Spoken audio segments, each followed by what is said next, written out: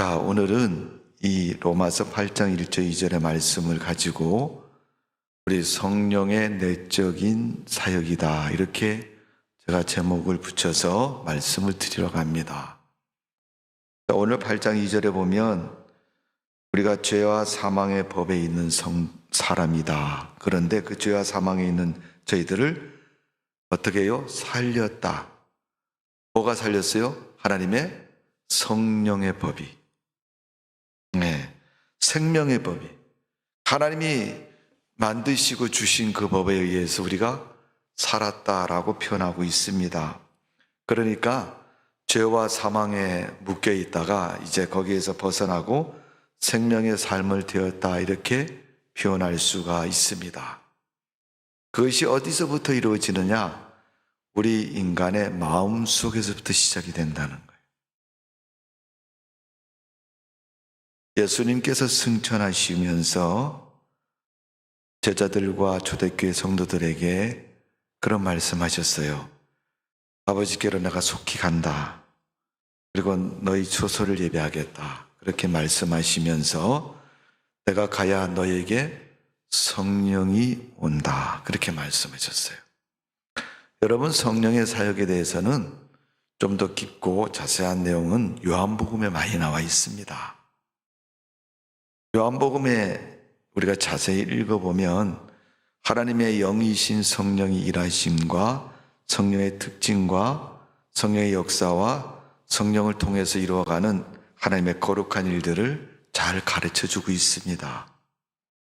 그것처럼 성령은 영이신 하나님이시고 영이신 하나님도 지금도 사역하고 계십니다.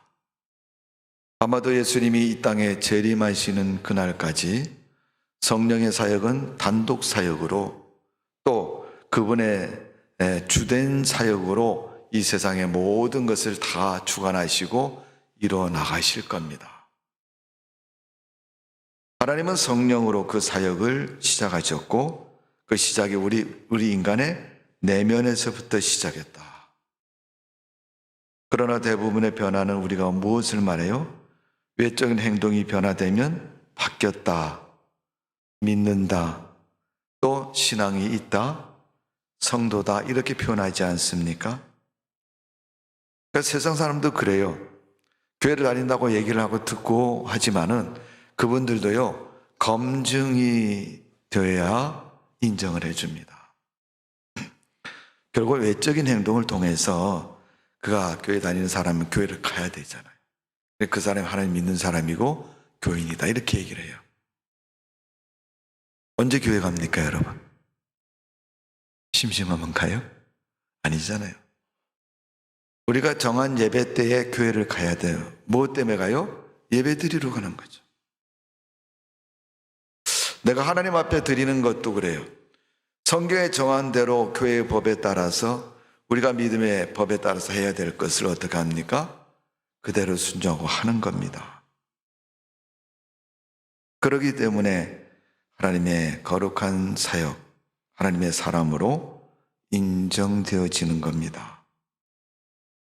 여러분, 외적인 행동으로 그가 하나님 믿는지 안 믿는지 사람들은 눈으로 보기를 원합니다. 그리고 확인되기를 바라고 있습니다. 하나님도 우리가 하나님을 정말 믿는지 안 믿는지를 하나님이 확인하고 싶어 하시는 거예요. 그런데 하나님은 사람들처럼 외적으로 보이는 것을 전부로 삼지 않습니다. 하나님은 우리 인간의 영과 육을 창조하신 분이고 영육간의 모든 것을 다 아시는 분이 하나님이십니다. 그렇기 때문에 하나님은 우리의 외적인 변화를 보고 전부라고 말하지 않습니다. 그 내면 깊숙이 들어가셔서 그의 내면 속에 있는 마음도 생각도 믿음도 헤아려 보시는 분이 하나님이십니다. 요한복음 요한일서 5장 13절 이하의 말씀을 보면 그 생명이 어디 있다고? 그의 아들 예수 그리스도 안에 있다. 그래서 뭐라고 얘기해? 아들이 있는 자에는 생명이 있고 하나님의 아들이 없는 자는 생명이 없느니라.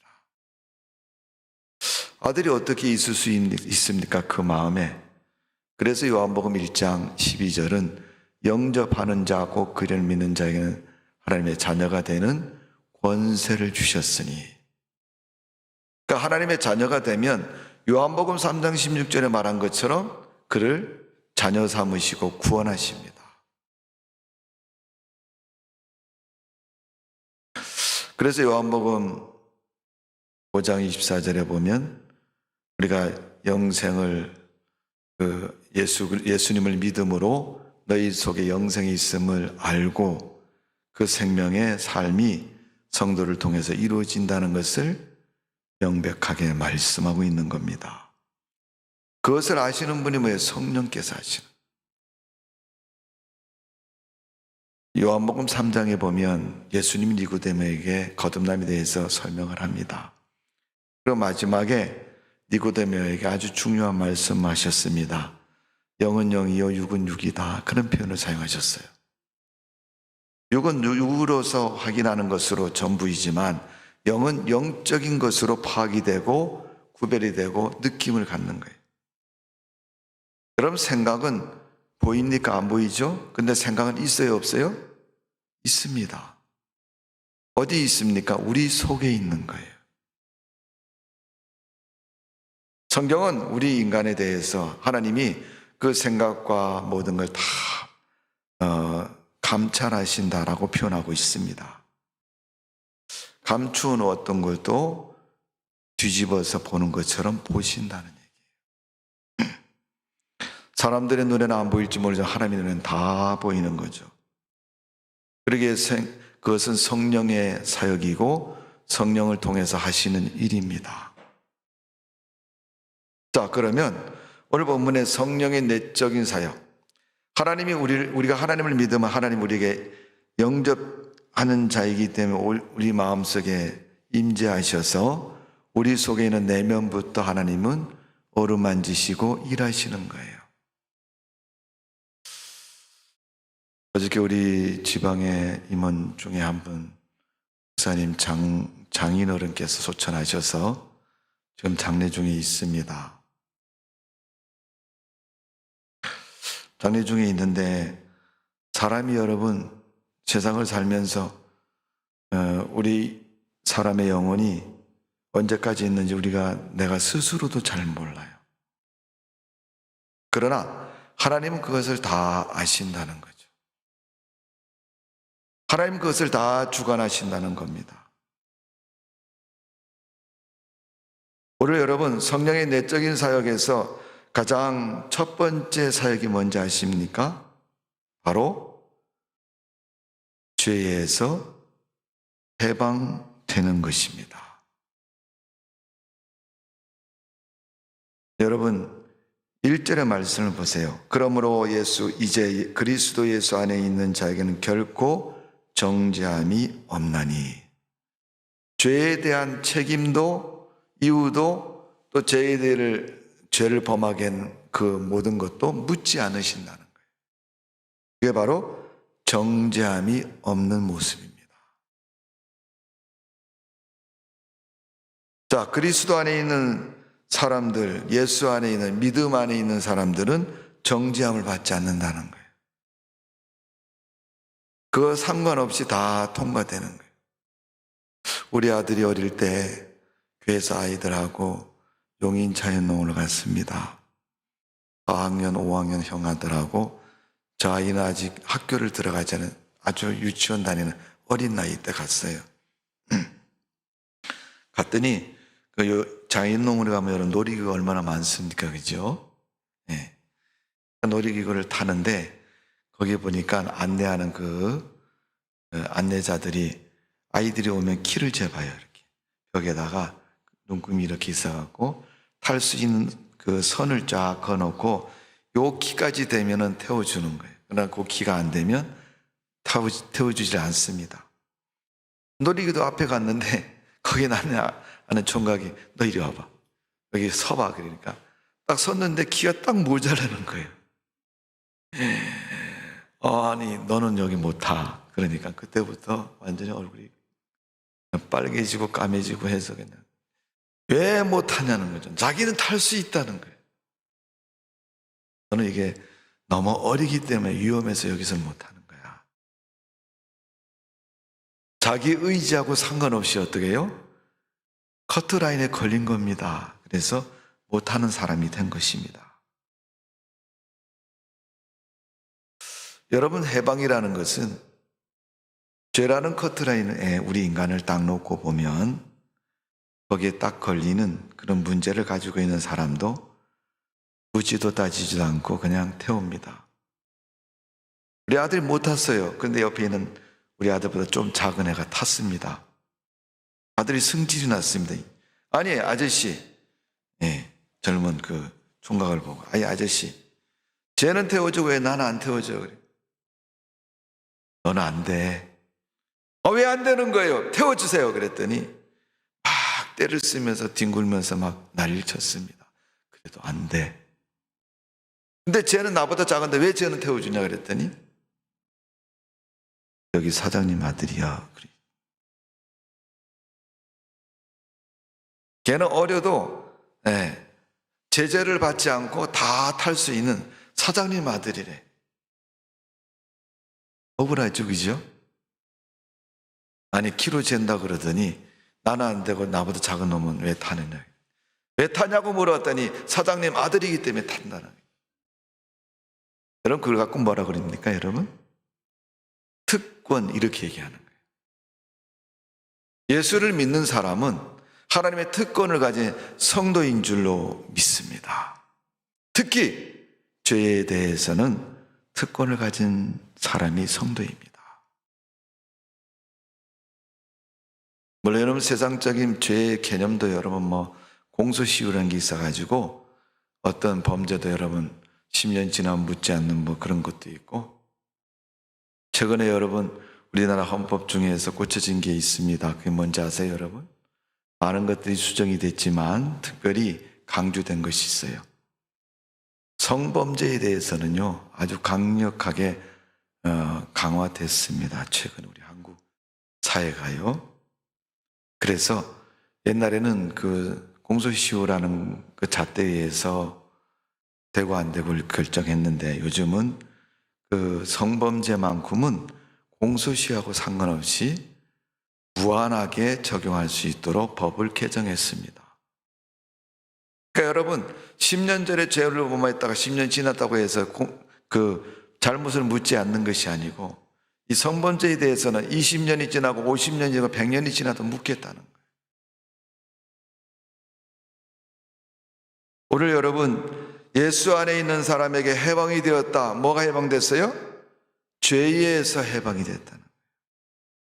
이 말은 신자가 그리스도 밖에 있을 때 받았던 정죄, 또 죄에 대한 대가를 묻는 그런 일에 대해서 그리스도 안에 있는 생명의 성령의 법으로 말미암아 더 이상 묻지 않고 감해주는 하나님의 법에 저촉되어진 겁니다. 우리 예수 믿는 성도들은 그런 특권을 갖게 되었습니다, 여러분. 미국 사람, 미국 시민권을 가진 사람이죠. 우리 한국 사람은 주민등록증 가진 사람이 한국 사람입니다. 신분을 나타낼 때.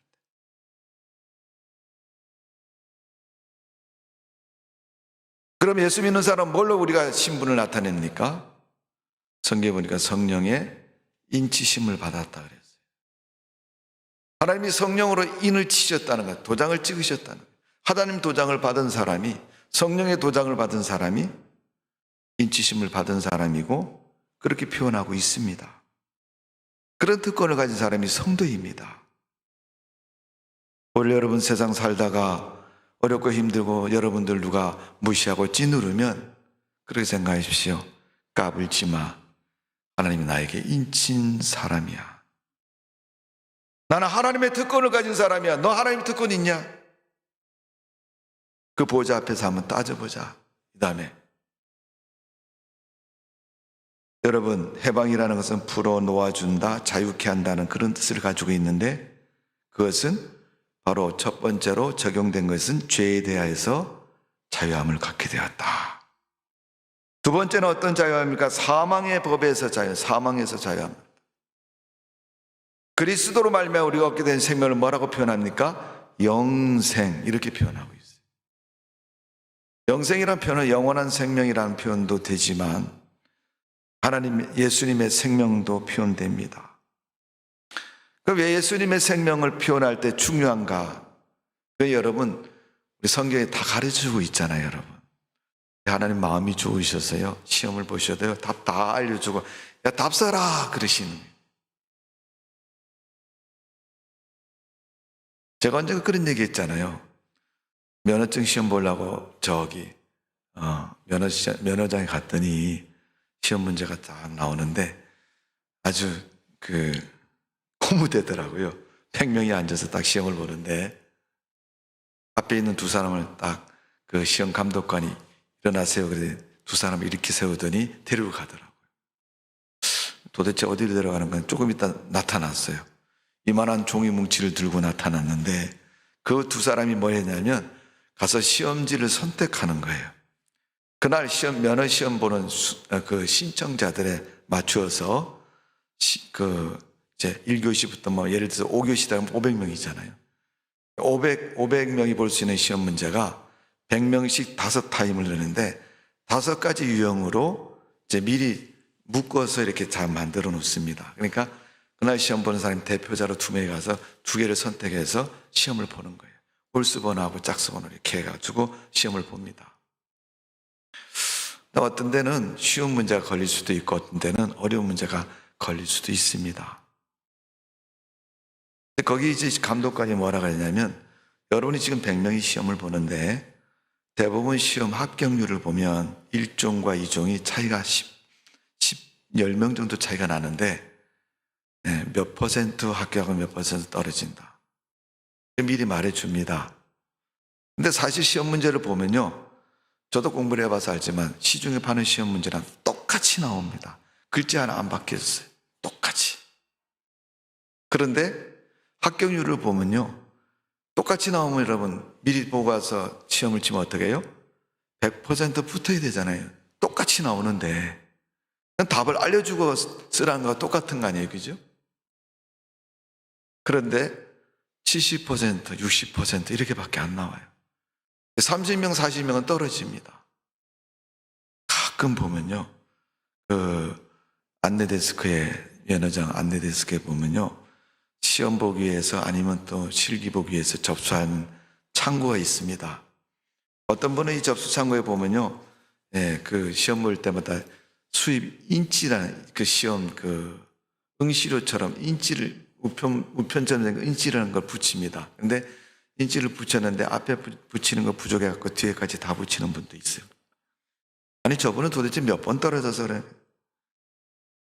그러면 또 사람들이 웃으면서 옆에 서서 그래, 많이 떨어지셨나 봐요. 그렇게 물어보면 할 말이 없죠. 여러분, 자격이 안 되는 걸 자격이 되도록 하는 것은 여러분 특권을 가졌을 때 되어질 수 있는 겁니다.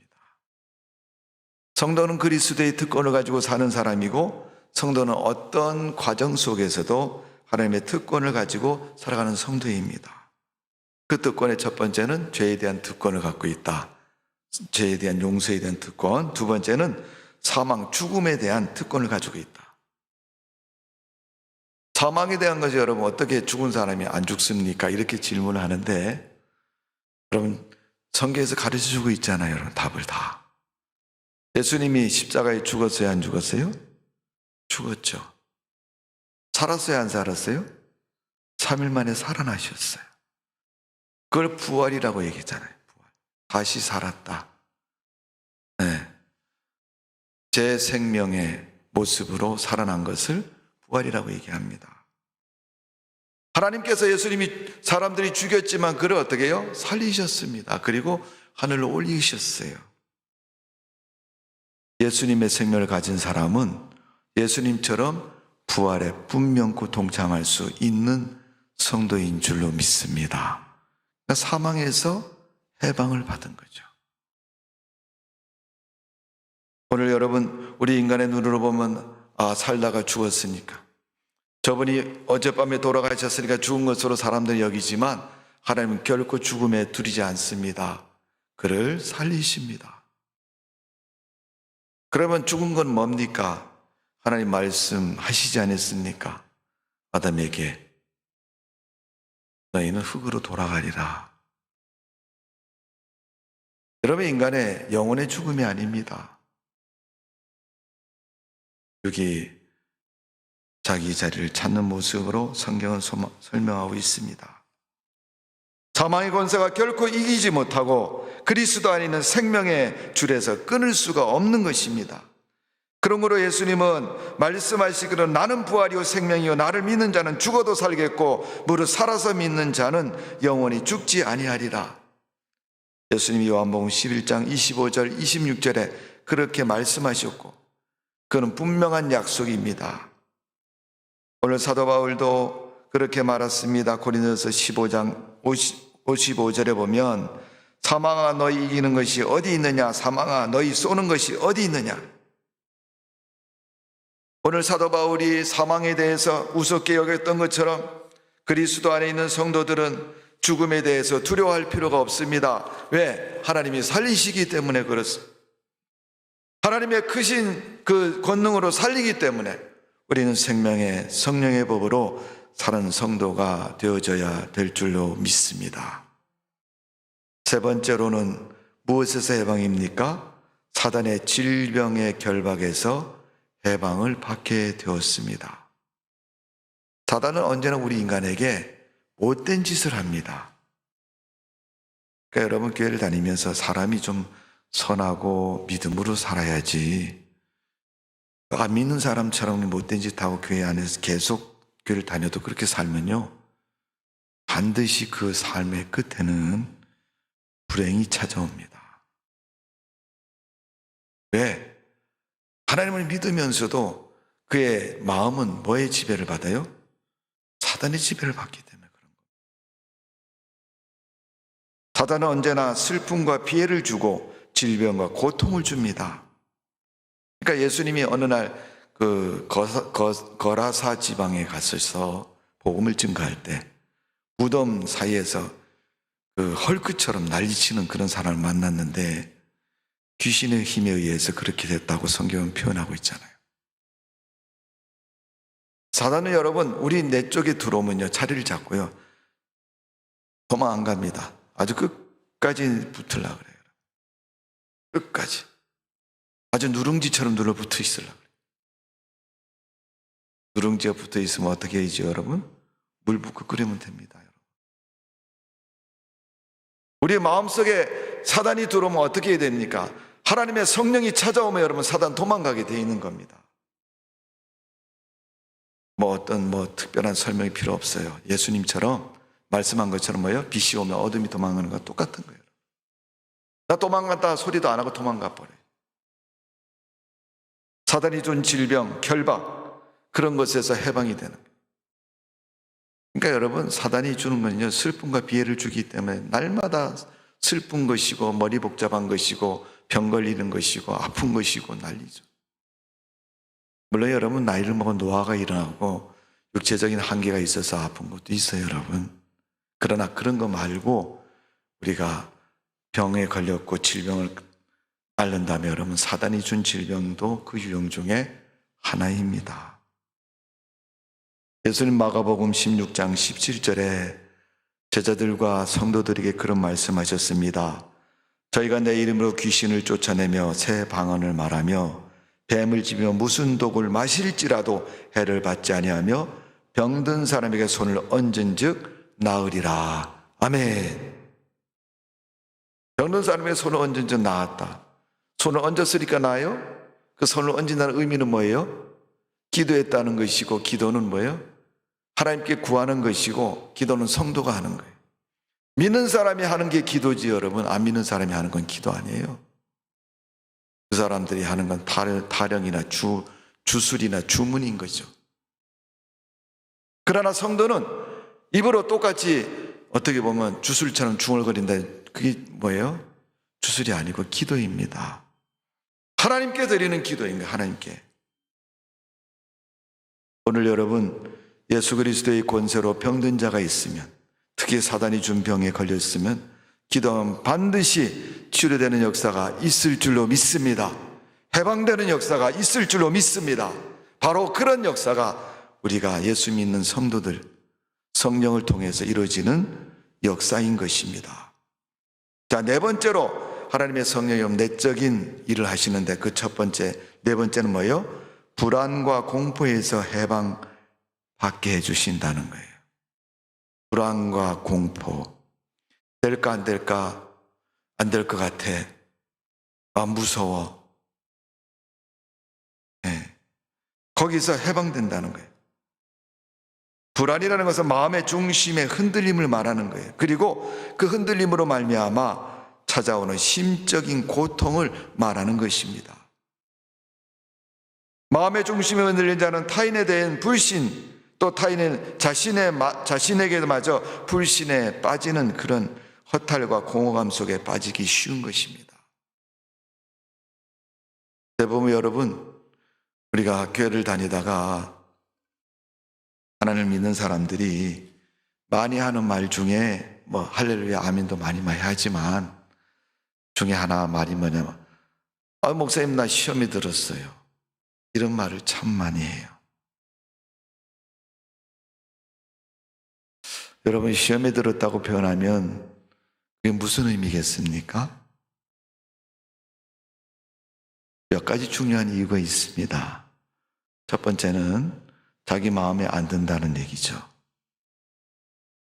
신앙, 또 교회, 또 말씀, 좌우지간 어떤 믿음의 표현을 다 사용해도 그런 것보다는 자기 생각과 뜻에 합당하지 않다는 거예요. 마음에 안 든다는 거예요. 그러니까 시험에 들었다고요. 두 번째는 정말 시험이 와서 어려움을 당할 때가 있습니다. 고통을 이기지 못해서 힘들어하는 것. 그래서 시험에 들었다고 표현하는 거예요. 대부분 그건 내적인 고통인데 불안하고 초조하고 아픈 것을 말하는 겁니다. 오늘 인간에게는 이 불안을 이길 수 있는 힘이 없습니다. 그러나 성령의 법은 반드시 이길 수 있도록 도와주시는 줄로 믿습니다. 성령은 해주십니다. 불안하면 여러분 기도해야죠. 하나님, 나 마음이 불안합니다. 나 마음이 흔들리고 있습니다. 하나님, 나 마음이 괴롭고 어렵습니다. 이 어려운 마음을 붙잡아 주옵소서.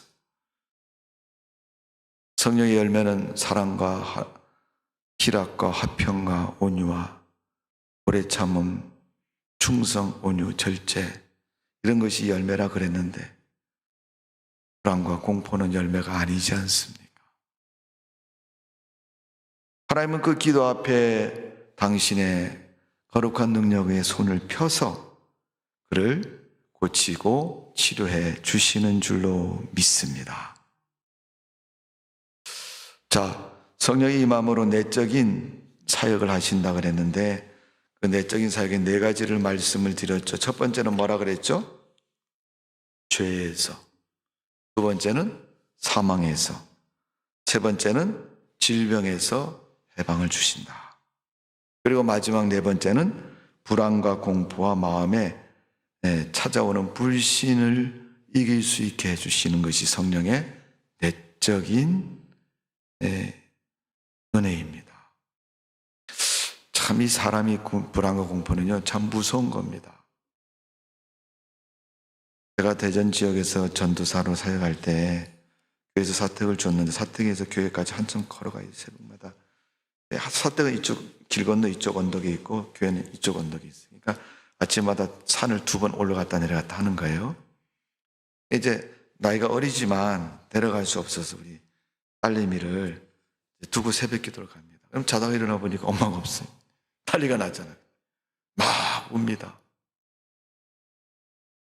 그러니까 주변에 있는 밑에 집 아줌마가 애기 오니까 놀래가지고 애기 온다고 이제 와서 문을 두들겨도 열려주지도 않고 그러니까 잠겨있는데 잠고 가서 열 수가 있나요, 여러분? 애기는 안에서 울죠. 무슨 일이 벌어졌나 이 아줌마가 더 걱정이. 그러다가 몇 달 지나고 나서 이제 동생이 태어났어요. 우리 아들 성재가 태어났습니다. 그래서 이제 옆에다 갓난아기 금방 태어나게 눕혀놓고 그 옆에다 이제 인재를 이제 눕혀놓고 새벽기도를 갔다 와요. 그때부터는 안 울어요. 아마 말도 못하고 걸어다니지도 못하고 기어다니지도 못하는, 가만히 누워서 주면 주는 대로 먹는 아이인데 자기 동생과 둘이 있으니까 어떻게 해요? 마음의 위안이 찾아왔나 봐요. 불안했던 그 마음이 이제 안 불안하고 안 우는 거예요.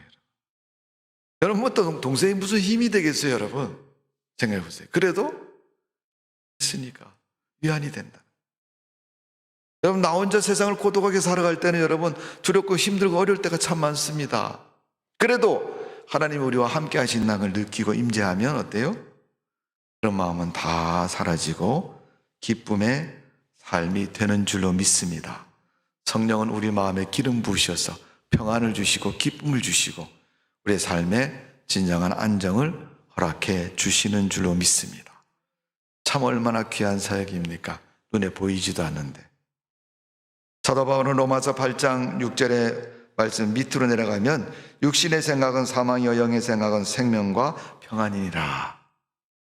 영의 생각, 영으로 말미암아, 성령으로 말미암아 우리에게 주어지는 것은 평안이 주어진다는 평안. 걱정하지 마시고 불안하고 힘들고 어려울 때마다 하나님 앞에 기도하시고 평안의 삶을 찾는 성도가 되시기를 주님의 이름으로 축원합니다.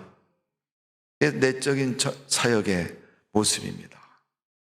두 번째로 성령 영이신 하나님께서 오면 우리에게 어떤 사역을 하는 성령 충만한 사역을 하신다. 이 성령 충만한 사역은 두 가지로 표현돼 기능과 재능으로 표현됩니다. 인간은 자기에 주어진 기능과 재능을 가지고 있습니다. 기능은 발전시키는 힘이 바로 성령의 힘입니다. 기능은 갖고 있지만은 그 기능을 하는 데는 원동력이 필요한 원동력. 난로가 있으면요, 난로에다 나무를 집어넣고 불을 피우면 난로의 역할을 제대로 하는 거예요. 난로가 크든 작든 불을 안 피우면 난로는 난로가 아닌 거예요. 왜? 쇳덩어리지. 그렇잖아요? 여러분, 기차가 옛날에는, 요즘은 뭐 전기로 가지만 옛날에는 뭘로 갔어요? 석탄이나 나무를 떼고 이렇게 증기기관차를 가동해서 기차가 가잖아요. 그럼 그걸 가게 하기 위해서 뭐예요? 자동차들은 뭐 합니까? 뭐 BMW, 뭐 요즘 폭스바겐, 뭐 아우디, 뭐 일체차 많더라고요, 보니까. 네, 뭐 큰 놈, 작은 놈, 뭐 엄청나게 차가 많습니다. 아무리 차가 많아도 여러분 그 차가 가려면 뭘 해야 돼요? 거기다 기름을 집어넣어야지 갈 수 있는. 성령은 우리 인간을 그렇게 만드신 분입니다. 인간이 아무리 기능이 커도 기능을 제대로 발휘할 수 있으려면 하나님이 주시는 능력이 있어야 됩니다. 또 재능이 있습니다. 재능은 우리가 은사라고 표현할 수 있습니다. 성령을 통해서 기능이 우리가 창출되고 또 감당할 수 있는 것은 성령의 은사 속에 나타나 있습니다. 은사의 역사와 은사의 능력으로 지혜, 지식, 믿음, 병 고치는 은사, 능력, 예언, 영분별, 방언, 통역, 이런 것들은 뭐예요? 성령이 모든 사역을 능히 감당할 수 있도록 하나님께서 어떻게 해요? 원동력이 되어주시는 거예요. 그러니까 여러분, 성령으로 말미암아 은사를 받는 거지 사람이 내가 재주가 좋아서 이런 은사가 있다 그렇게 말할 수는 없는 거예요. 기능은 우리 인간에게 있지만 하나님의 성령이 기름 부으면 그 기능이 은사를 통해서, 능력을 통해서 나타나는 겁니다. 사람에게는 무한한 가능성을 가지고 있고 하나님은 그렇게 만드셨습니다. 그 가능성을 진실로 힘으로 발휘할 수 있는 것은 성령의 능력이 있으면 발휘가 되는 것입니다. 여러분에게도 다 있습니다. 그 은사가, 그 은혜가, 기능이, 재능이 하나님의 은혜로 잘 사용되는 복된 삶이 되시기를 주님의 이름으로 축원합니다. 중요한 건 하나는 뭐냐면 어디에 사용하느냐 하는 건 중요한 거예요. 내가 뭘 잘하는데 여러분 그것을 가지고 선한 일에 사용하면 선한 사역이 되지만 결과도 그렇지만 나쁜 것을 사용하면 어떻게 해요? 나쁜 일이 됩니다. 열쇠를 잘 만든 사람이 무슨 키든지 다 열 수 있는 그런 열쇠의 장인이, 열쇠를 잘 만든 사람이 열쇠 만들기를 원하는 사람에게 열쇠를 잘 만들어주고 딱 맞도록 이렇게 잘 해주면요, 돈도 벌 수 있고요, 또 못 연 열쇠 열 수 있도록 해주니까 고맙다 소리 듣고요. 그런데 누가 부탁하지도 않는데 남의 집 가다가 열쇠로 따고 들어가면 도둑이 되는 거잖아요. 오늘 하나님 주신 능력과 재능을 가지고 주님을 위해서 사용하시고 선한 일에 잘 쓰는 믿음의 성도가 되시기를 주님의 이름으로 축원합니다. 이 성령 충만함으로 나타나는 성령의 사역의 두 번째 사역입니다. 첫 번째는 해방의 사역, 두 번째는 성령 충만을 통해서 은사와 능력의 사역입니다. 세 번째는 성령 충만을 통해서 내적인 사역이 뭐예요? 영적인 친교를 이루는 사역이다. 영적인 친교는 두 가지 측면으로 설명이 됩니다. 첫 번째는 하나님과의 친교입니다. 은사 중에 여러분 방언의 은사가 있습니다. 방언의 소리는 인간의 소리가 아니기 때문에 무슨 말인지 잘 알아듣지 못해요. 그런데 영혼의 기도라고 말합니다. 영적 기도는 하나님과 영적인 교통을 이루고 있는 거예요. 하나님과 대화하는 것이 방언입니다. 친교 속에서 일어나는 은사입니다. 두 번째는 인간과 친교하는 것에 영적 친교가 중요합니다. 하나님은 영이시기 때문에 인간의 육성으로는, 인간의 지식으로는 하나님과 교제가 성립될 수 없습니다. 그러나 하나님이 영이신 그분이 우리 인간의 영에 대해서는 친교하시고 또 교통을 하십니다. 오직 하나님의 성령의 역사는 하나님 속의 영을 통해서 교제하는 겁니다. 여러분 그런 얘기 들어보셨어요? 자다가 잠꼬대를 했는데 방언 잠꼬대를 하는 거. 자다가 밀지마 떨어진다. 그건 여러분 낮에 얼마나 험하게 살았으면 밤에 꿈에 나타난 현상이고, 우리가 방언하는 것, 꿈에도 방언하는 거예요. 여러분 영적인 기도가 이루어지고 있는 겁니다. 우리가 하나님 앞에 예배 드릴 때도 신령과 진정으로 예배해야 된다고 말한 것처럼 우리는 성령의 은혜로 말미암아 하나님과 교통하고 교제하고 하나님과 교통이 이루어지는 것입니다. 오직 성령이 말할 수 없는 단식으로 우리를 위하여 친히 간구하여 주시며 성령이 하나님의 뜻대로 성도를 위하여 간구하시는 것을 성경은 말씀하고 있습니다. 그러므로 성령 충만한 내적인 은사 또 영적 교제가 우리에게 성령을 통해서 이루어지고 나타나고 이루어지는 것을 말씀하고 가르쳐주고 있습니다. 원래 그리스도 안에서 이루어지는 역사입니다. 이 그리스도 안이란 말은 성령에 감동됐다라는 표현으로 말할 수가 있습니다. 내가 은혜 받았다 이런 말을 많이 쓰잖아요. 그러니까 성령에 감동을 입은 순간을 말하는 거예요.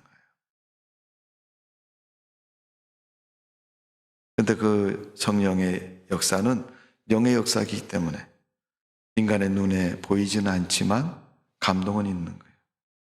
그러니까 예수님께서 성령에 대해서 설명할 때 그러겠죠. 바람에 비유해서 설명하셨죠. 바람이 어디서 와서 어디로 가는지는 알지 못하지만 바람이 부는 거는 지금 알 수 있다는 거예요. 하나님의 은혜의 역사가 언제 시작돼서 언제 멈출지는 모르지만 지금 일어나고 있는 현상 속에서, 일어나고 있는 삶의 속에서 하나님의 역사가 역사하고 있다는 것을 우리는 알고 있는 거예요. 오늘 성령의 내적인 사역, 영적 친교를 말하고 있습니다. 세 번째, 네 번째로 마지막으로 성령 충만하는 내적인 사역에서의 하나님의 사역은 풍요로운 삶을 가져다 준다 그랬습니다. 제가 불안과 공포에 대해서 말씀을 드렸는데 우리가 영적인 빈곤과 걱정과 근심과 두려움이 커지면 불안과 공포 속에 빠질 수밖에 없습니다. 그때는 성령이 굉장히 약화되어 있을 때의 모습입니다. 오늘 우리가 그런 약화되어 있는 모습 속에서 풍요로운 삶은 그 약화됨을 해결해야 됩니다. 약화된 모습이 어떻게 해요? 약화된 것이 강해져야 되는 거예요. 그러면 성령 충만해서 풍요로운 삶이 되려면, 성령이 강하게 역사하려면 어떻게 해야 됩니까? 몇 가지 중요한 방법이 있어요. 첫 번째는 장벽이 무너져야 된다. 우리 인간과 하나님 사이에 장벽이 있는데, 그 장벽은 뭐예요? 의심의 장벽, 또 불신의 장벽, 죄의 장벽, 이런 장벽이 무너져야 됩니다. 두 번째, 우리가 성령 충만하지 못한 것은 갈증, 기갈이 심하기 때문에 그렇다. 여러분, 우리나라도 매년마다 가뭄이 찾아옵니다. 때로는 그 시기가 조금씩 달라집니다만은 주로 대부분 나타나는 봄에 봄 가뭄이 나타나죠. 그래서 1년 농사도 요즘 봄 가뭄에 달려 있습니다. 봄 가뭄이 길어지면 농작물이 다 말라서 결실할 수 없을 그런 상태가 될 수도 있습니다. 그러니까 이제 벼를 논에다 심으면 우리가 물을 논에다가 이렇게 가두어서 되죠. 연못처럼. 근데 가뭄이 심으면 점점 말라갖고 나중에 논 바닥이 갈라지고 물이 있어야 크는 벼들이 어떻게 해요? 다 말라서 죽는 거예요. 그러니까 하나님의 성령은 우리가 갈증과 기걸이 오면요, 역사를 하지 않습니다. 여러분, 갈증과 기갈을 해결하는 방법은 뭔지 아세요, 여러분? 기도해야지 해결됩니다. 여러분, 엘리야가 갈멜산에서 바알과 아세라 목상들하고 대결해서 싸우죠. 기도의 대결을 합니다. 너희 제단하고 우리 제단하고 어디 불이 떨어지냐 보자. 여러분, 이건 불의 문제도 아니고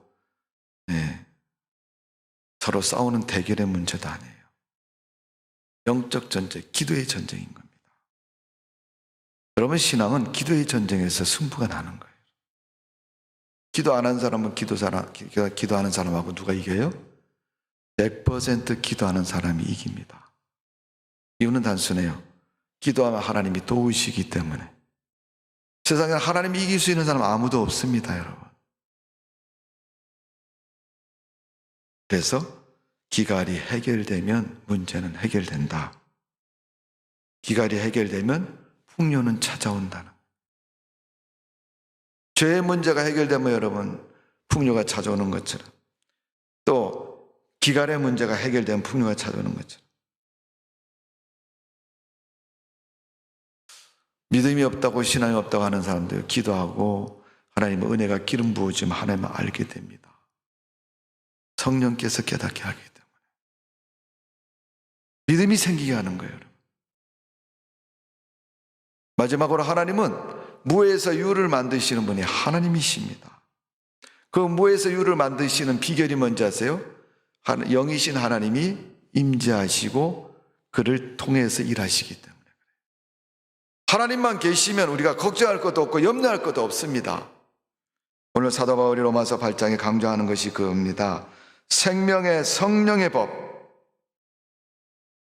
그 성령의 법이 우리를 살리시고 우리를 능력 있게 만드시고 우리와 함께 하셔서 생명되게 해 주시는 줄로 믿습니다. 이 시간 우리 다 같이 한번 통소로 기도합니다. 성령이여 내 마음에 임하여 주옵소서. 하나님의 은혜여 내 마음에 임하여 주옵소서. 이 두 가지 말만, 이 두 가지 기도의 제목을 가지고 우리 잠깐 부르짖어 기도하도록 하겠습니다. 할렐루야. 아버지 하나님 사랑을 감사드립니다. 성령께서 우리 마음에 임하시면 능력도 주시고 권능도 주시고 성령 충만함도록 해주시는 줄로 믿습니다. 살아계신 주님이여 도와주시고 역사해 주시옵소서. 성령의 기름 부어주시옵기를 원하옵나이다. 영이신 하나님이 임재하여 주옵소서. 이 시간 부르짖사오니 하나님께서 우리에게 성령의 능력을 기름 부어주시어서 원수 사탄을 이길 수 있도록 축복하여 주옵소서. 하나님의 권세와 능력이 은혜 가운데서 이루어주시고 레사람의 괴로워 레사람의 이셔서 아버지 아라바스라임의 게레사바레스라임도 이셔서 우리에게 빵 안에 사단의 세력이 물러갈지어다. 예수 그리스도를 물러가게 해주시고 하나님의 권능의 수로 붙잡아 주시고 은혜의 수로 붙잡아 주시옵소서. 역사하시고 주관해 주옵소서. 감사와 찬송과 영광을 돌려드리고 함께해 주실 줄로 믿사옵고 예수님의 이름으로 기도하옵나이다. 아멘. 영이신 하나님께서 우리에게 임재하시고 우리 마음에 계시어서 늘 우리 지켜주시고 인도하여 주옵소서. 우리를 하여금 넉넉히 이길 수 있도록 힘을 주시고 권능을 주시고 하나님의 능력 가운데 승리케 하여 주시는 줄로 믿습니다. 아버지 하나님, 예일교회를 축복하셔서 성령 충만한 교회가 되게 해주시고 하나님의 능력으로 일하는 믿음의 교회 될 수 있도록 은총을 내려 주옵소서. 이 시간도 감사와 찬송을 드려드리며 예수님의 이름으로